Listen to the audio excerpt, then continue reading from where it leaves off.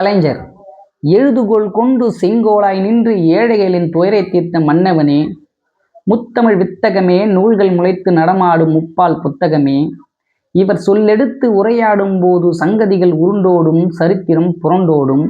சட்டமன்றத்தில் இவரை இடைநிறுத்தி பேச எவரேனும் உண்டோ?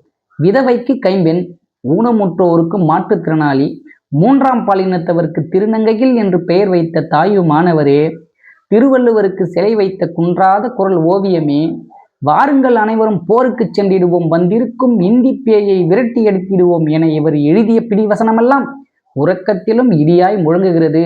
இவரது பேனா பேசுகிறதாம், கலைஞரின் பேனா பேசுகிறதாம். நீங்கள் தொட்டதாலே நான் அகழியானேன். நீங்கள் கவிதை எழுதும்போது காதல் கொள்வேன், சிலம்புக்கு உரை எழுதும்போது கற்றுக்கொள்வேன், நீங்கள் திருக்குறளை ஆய்வு செய்யும் போது நீறிக்கொள்வேன். அதனால் அல்லவா உங்களுக்கு நினைவாக பேனா சின்னத்தை வைத்து அழகு பார்த்தோம்.